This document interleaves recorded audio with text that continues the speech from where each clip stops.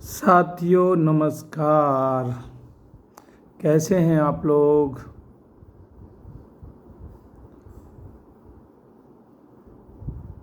आज हम लोग लौट रहे हैं सुबह सुबह चिरगांव में एक यादव परिवार के व्यक्ति जो है सुसाइड कर लिए थे, उसी के उसमें हम लोग गए थे।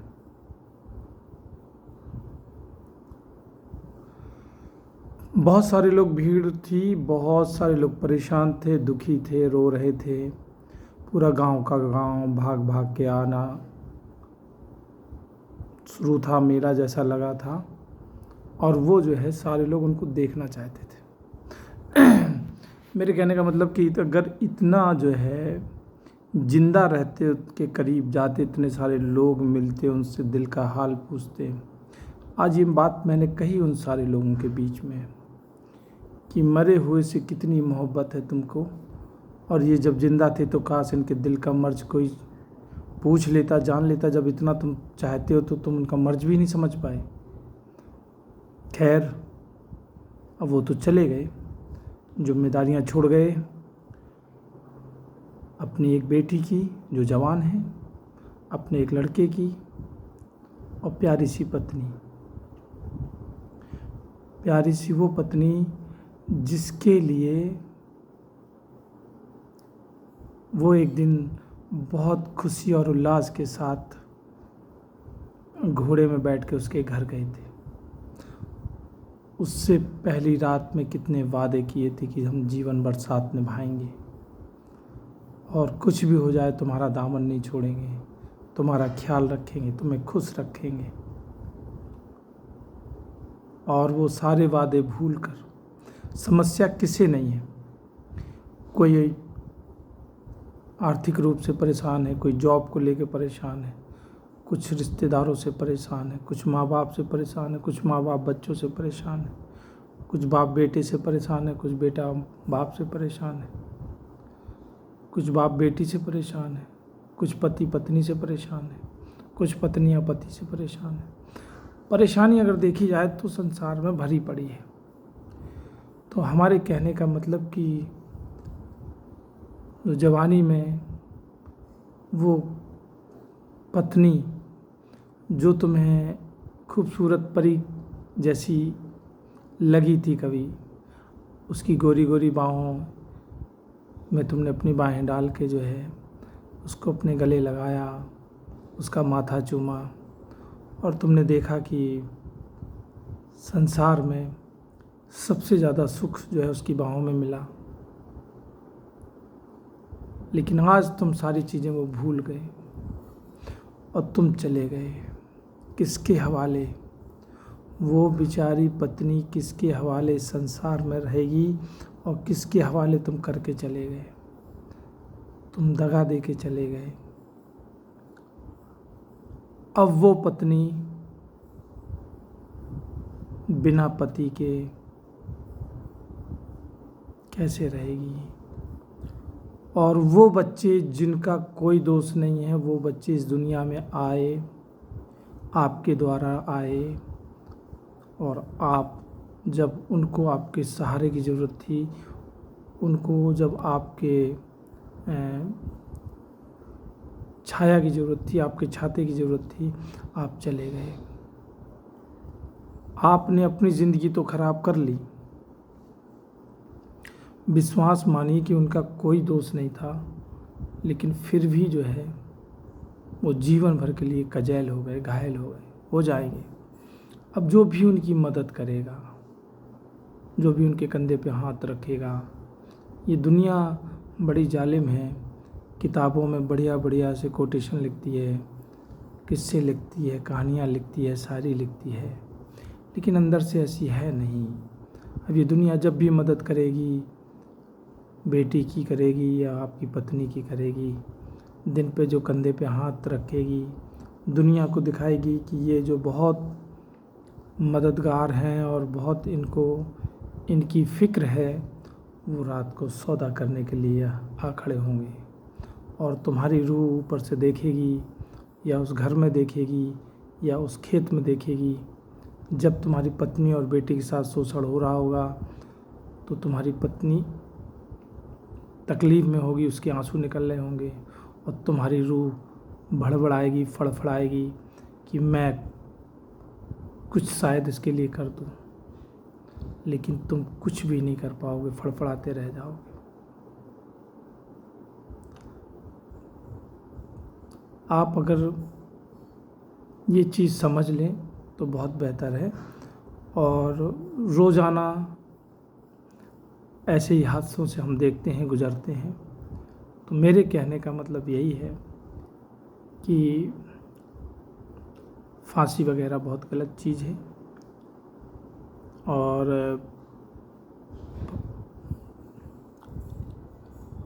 अगर आप कुंवारे मरते हैं तो थोड़ा सा कम कष्ट, लेकिन कष्ट तो है, ये चीज़ चूँकि गलत है।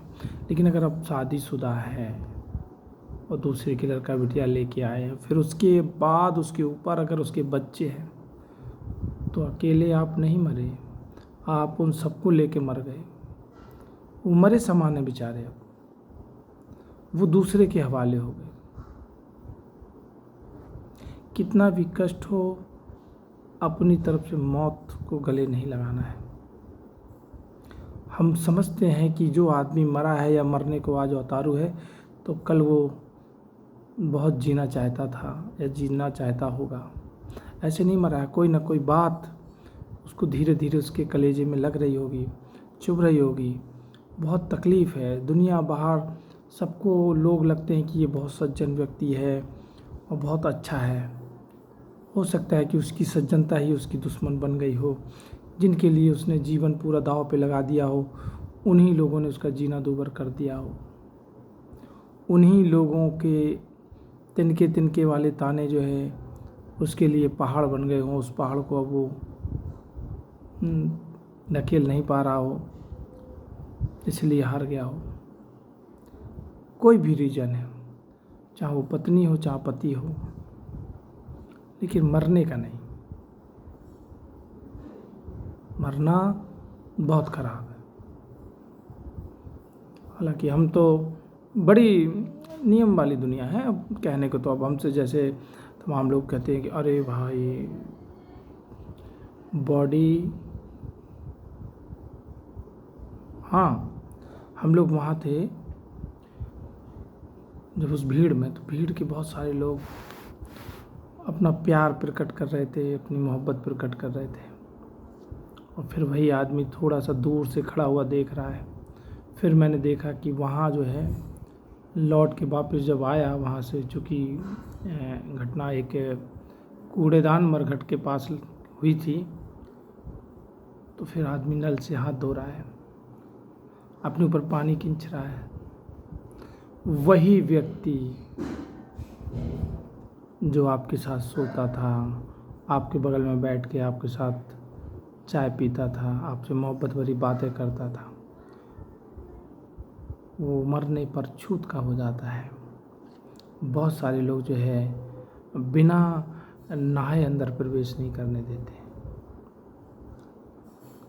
अब बॉडी तो बॉडी है, चाहे अभी छुओ, चाहे मर शमशान घाट में छुओ या रास्ते में कहीं, तो मरा हुआ तो मरा हुआ। तो यूँ इतनी भ्रांतियाँ जो फैला दी हैं दुनिया के उसमें। अब हमारा प्रोफेशनल है, हम सुबह नहा के गए और हमने जो है उसको टच किया, चूँकि हमें जांच करनी है। हम दोपहर में टच किया, शाम को टच किया, तो हम 3-3, 4-4, 5-5 बार कैसे नहाएंगे? कभी नहीं नहाया। ये शुरू में कुछ कहा गया हमसे, लेकिन हमने फिर उन्हें समझा दिया कि ऐसा सब हो नहीं पाएगा और कोई दिक्कत नहीं है। आप प्रकृति को साक्षी मान के आप अपना रूहानी तौर पे अपने ईमानदारी से, अपने बिना छल कपट के आप अपना काम करते हैं, तो आपको कोई परेशान नहीं करता है और ना कोई परेशानी होती है। और मुझे तो कभी कभी लगता है कि मरा हुआ आदमी क्या परेशान करेगा, वो तो खुद परेशानी में गया। परेशानी तो इन जिंदा आदमियों ने पैदा कर रखी है। यही आदमी जिंदा आदमी को नहीं रहने दे रहा, जीवित नहीं रहने दे रहा, और मरने के बाद सबको प्यार और इज्जत शोहरत सब देने को तैयार है। कभी कभी तो लगता है कि जिंदा आदमी से मरे आदमी का जो है सम्मान ज़्यादा है, मरना ही बेहतर है। लेकिन ये सब गांव की लोगों की द्वारा फैलाई हुई भ्रांतियाँ हैं। आपकी जैसे जैसे उम्र बढ़ती है, आपकी ज़िंदगी में अनुभव और ये सब चीज़ें देखते, सुनते, समझते, आप थोड़ी देर के लिए अपनी आंख बंद करेंगे और हर सवाल का जवाब पूछेंगे तो आपके अंदर से ही साफ साफ जवाब आएगा कि ये चीज़ गलत है, ये रॉन्ग नंबर है, हम गलत रास्ते पे जा रहे हैं। तो साथियों, बहुत सारे अभी तक मैंने कम से कम कुछ नहीं होगा तो 2000 से ऊपर ही हो गए होंगे और ज़्यादा लोगों को हमने जो है इन्वेस्टिगेट किया है। इन्वेस्टिगेट मतलब, लेकिन वो जो है यही सीख मिली कि आदमी एक ऐसे मुकाम पे चला जाता है जिसके घर में बहुत सारी जिम्मेदारियां होती हैं, जिनकी बेटियां होती हैं, जिनके कंधे पे बहनें होती हैं, जिनके कंधे पे बहुत जिम्मेदारियां होती हैं। क्या करें, इंसान में ये पुरुष जो है पैदाइशी जिम्मेदारियों के लिए ही पैदा होता है और उसको जीवन भर जिम्मेदारी ही निभानी है, आज नहीं तो कल। ये जीवन का एक रूप ही है, अब इससे आप बच नहीं सकते, भाग नहीं सकते। लेकिन अगर हार जाएं, क्वाइट कर दें तो ये बेवकूफ़ी है। तो सब चीज़ देखना है, सोचना समझना है साथियों। और मैं अपना यहीं ख़त्म करता हूँ अपना अनुभव। और मेरी बातों से कोई अगर किसी को तकलीफ़ या कोई चीज़ ऐसी लगे तो मुझे क्षमा करिएगा। लेकिन ये मेरी ज़िंदगी का अनुभव है कि अगर मरने की बात आए तो मुझे लगता है कि 80% आदमी के दिल में इतनी तकलीफ़ है, इतना छला गया है, इतना टूटा है कि वो अभी एक सेकंड में मर सकता है। अगर मरने की बात सही है या मरने से कोई फ़ायदा है। तो मिलते हैं, अगली कहानी लेके आएंगे बहुत जल्द आपके बीच में। जब तक आप अपना ख्याल रखिए, खुश रहिए, मस्त रहिए। जो आदमी एकांत में हो, जो आदमी ज़रा सा भी दुखी मिले, उससे ज़रूर संपर्क करिए, उससे पूछिए उसके दिल का राज, और जितना हो सके आप उसकी मदद करें। बाकी फिर तो सब चल ही रहा है। ठीक है, थैंक यू, धन्यवाद, नमस्कार।